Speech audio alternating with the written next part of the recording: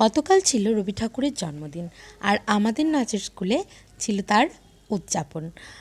আমরা সারা সন্ধে মিলে নাচে গানে আবৃত্তিতে ভীষণ সুন্দর একটা মুহূর্ত কাটিয়েছিলাম। এই যে জন্মদিন রবি ঠাকুর।